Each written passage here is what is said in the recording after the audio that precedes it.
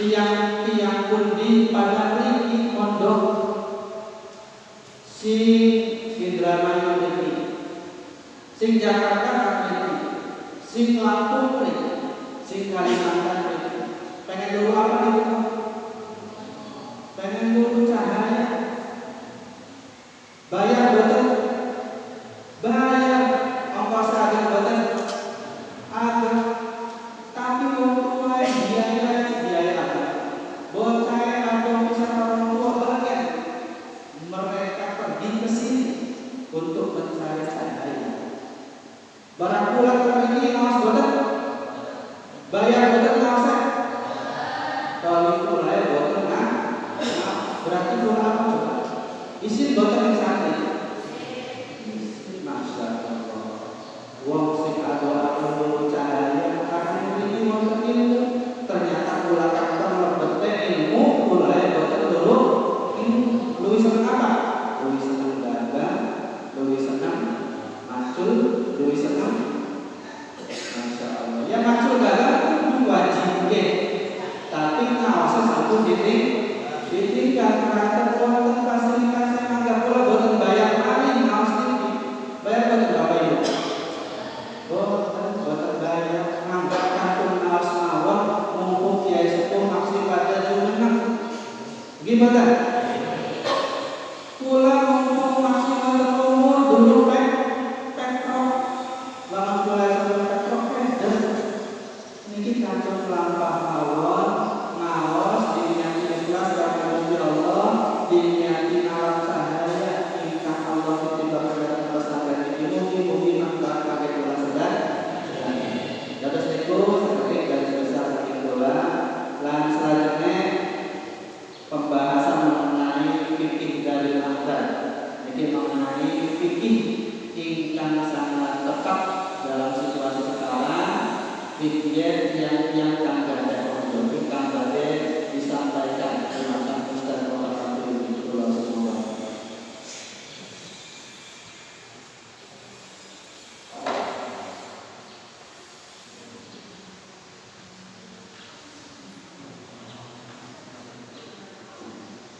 Assalamualaikum warahmatullahi wabarakatuh.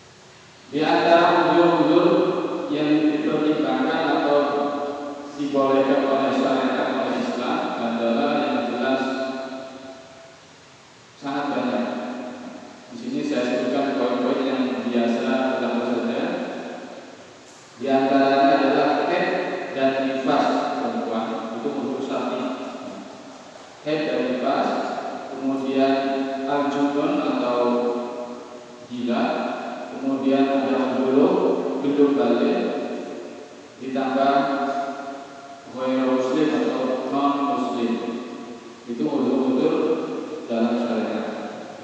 Empat wudu ini biasanya itu menggugurkan sama sekali hukum taklid.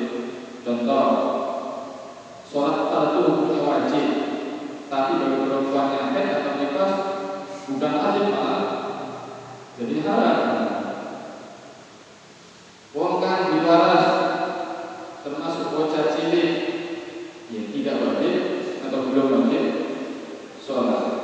Wong kafir jadi wajib sholat, bukan kewajiban sama sekali.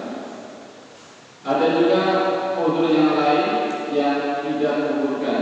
Contohnya anisyan lupa, kemudian akal ketiduran, safar pergian, kemudian karohah dipaksa, kemudian ada lagi marad sakit.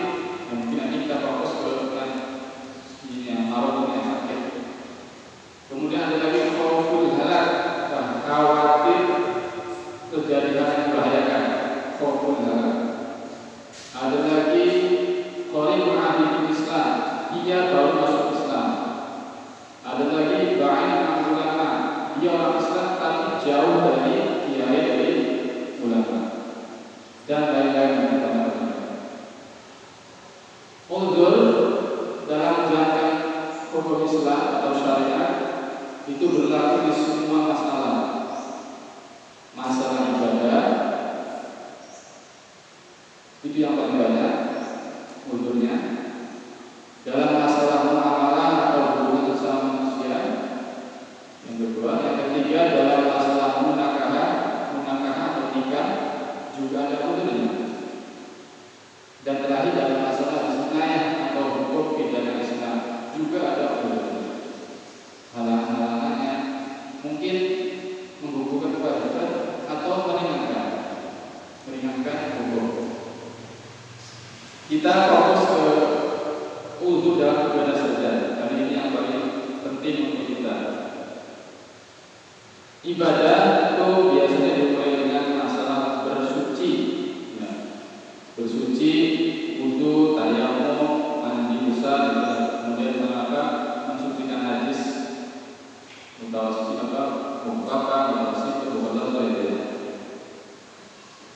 yang pertama wudu dalam bersuci.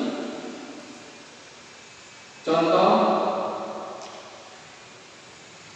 orang yang sakit itu ada udzurnya diringankan, yaitu dia boleh mengganti wudunya dengan tayamum, diganti tayamum.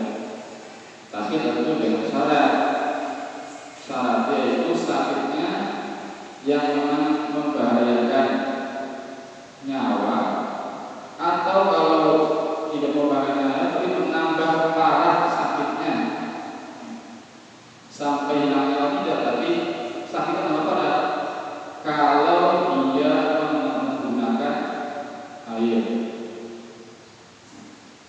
Perhitungannya menurut dokter, tapi bukan menurut sendiri. Kata dokter yang menurut saya, kamu kalau pakai air nanti bahaya, bisa hilang nyawa atau nanti sakitnya tambah parah, maka baru boleh tayamum. Wudunya atau mandi misalnya boleh diganti dengan tayamum. Termasuk orang yang anggota wudunya atau anggota badannya ada luka kemudian diperban, itu juga ada keringanan sama. Kalau tidak ada air atau menggunakan air membahayakan, maka boleh tayamum. Cuman prakteknya ada perbedaannya. Tapi ini saya singgung nih supaya tahu nih. Umpamanya contoh ya, di kepala atau di keping kita ada perban. Bagaimana cara tayamumnya? Pertama tayamum dulu. Tayamumnya artinya menggantikan anggota yang berban ini. Nah, itu tayamumnya adalah terus ambil. Setelah itu kemudian wudu. Kata dokter ini korban nggak boleh kena air. Maka ya jangan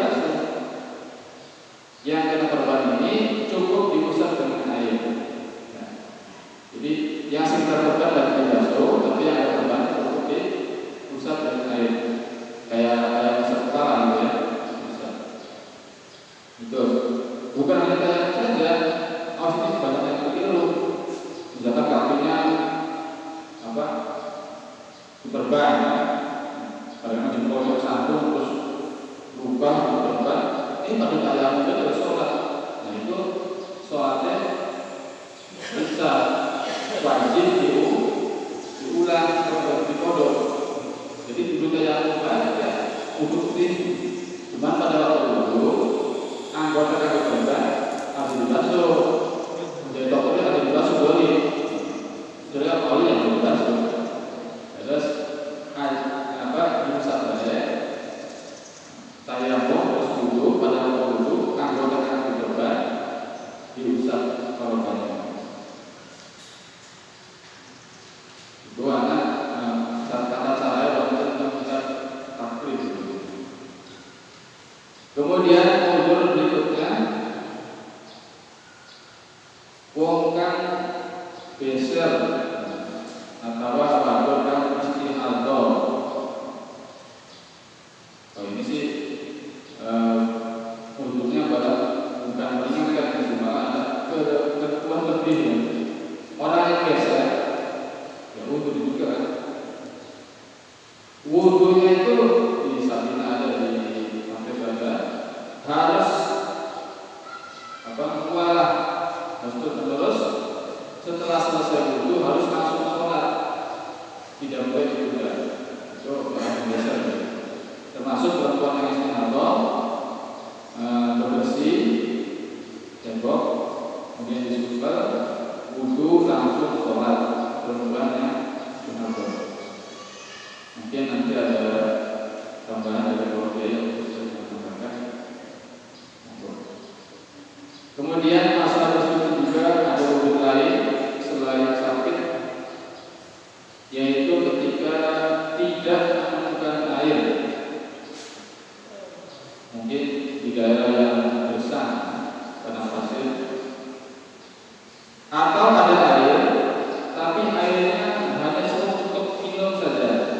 Kalau dipakai wudhu, ya nggak minum, ya mati. Maka air itu digunakan untuk minum saja. Wudhunya mandi besarnya diganti dengan tayamum.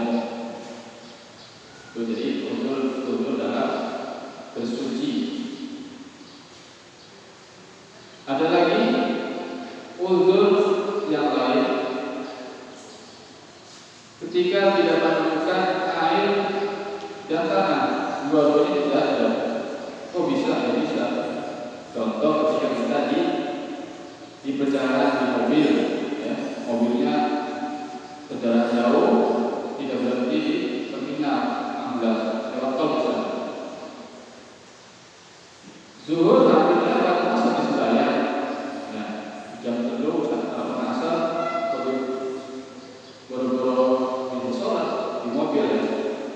Maka itu wajib namanya sholat berhormat waktu, menghormati waktu. Setelah nanti sampai di tempat tujuan, sholatnya wajib diulang besok. Sholatnya tidak boleh diulang, yang bisa rukue yang doyong, sujud yang doyong dan lebih ambil minuman. Sholat di mobil. Itu uzur dalam bersuci.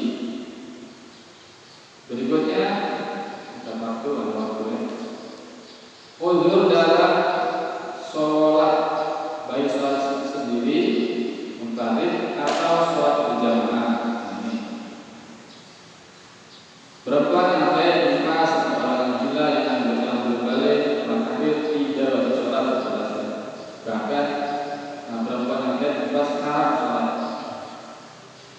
Kemudian orang yang sakit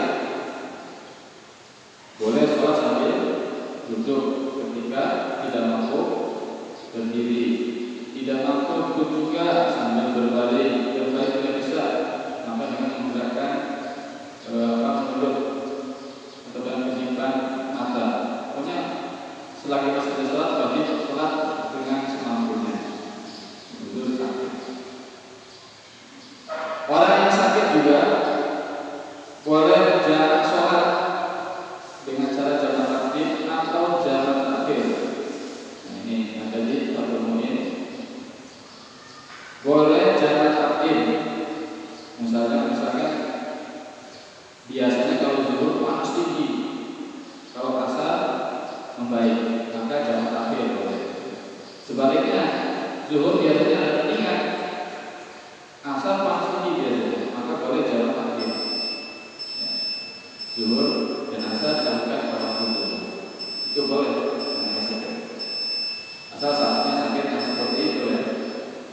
yang membolehkan kalian.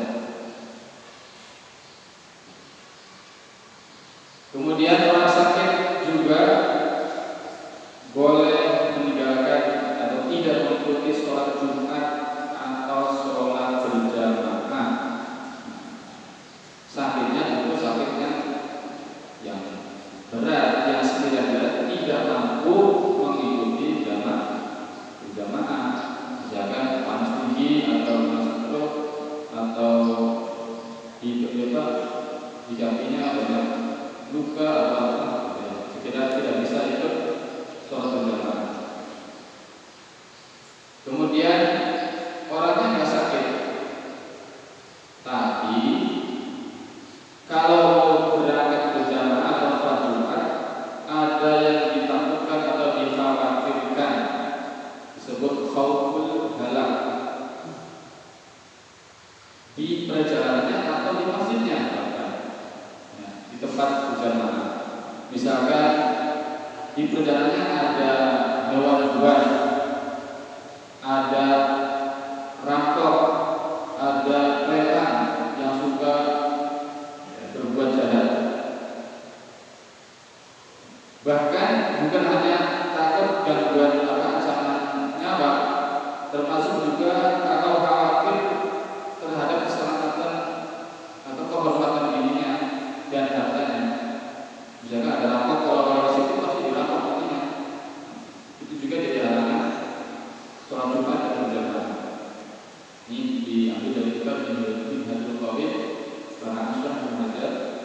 Nah, apakah adanya pandemi virus COVID-19 ini termasuk dalam uzur yang ini? Maka jawabannya belum pasti, bisa jadi tergantung keadaan tempatnya, ya kan?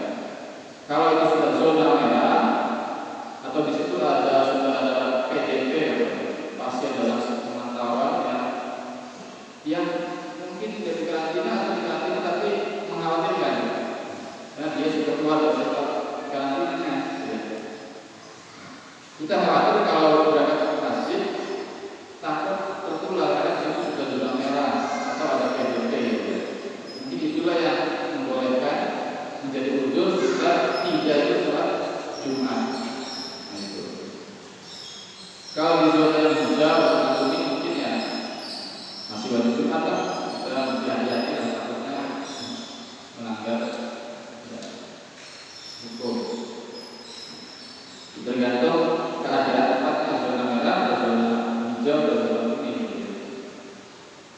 Mungkin di situ yang pemerintah atau dalam hal ini MUI juga memberikan fatwa tidak wajib sholat itu bukan di semua tempat, ya. Hanya di wilayah zona merah saja, atau tempat Jumat itu disinggahi oleh berbagai macam orang dari berbagai tempat, ya. Masjid Agung, ya, itu biasanya banyak orang dari mana-mana datang ke masjid itu, ya. Karena khawatir itu mengantisipasi. Kalau masjid di dalam kampung, di pelosok itu kan tidak ada orang asing, jadi tidak masalah. Yang itu masjid-masjid yang disinggahi orang dari luar juga lebih rentan ada penularan. Kemudian berikutnya uzur dalam berjamaah juga hujan, termasuk salju juga turun yang bisa membasahi pakaian. Jadi kalau hujan juga harus jelas, hujan itu bisa membasahi pakaian, itu jadi uzur berjamaah, boleh atau tidak. Tapi ya kalau ada payung ya apa? Kalau ada payung sudah bukan larangan. Jadi hujan dan tidak ada payung gitu. Kalau ada payung sudah tetap berjamaah sunnah dan Jumatnya wajib. Kemudian orang yang lupa dan orang yang ketiduran sampai asyiknya baca Quran sampai lupa sholat. Pas lupa itu karena dolar main game lama sampai lupa sholat, itu sih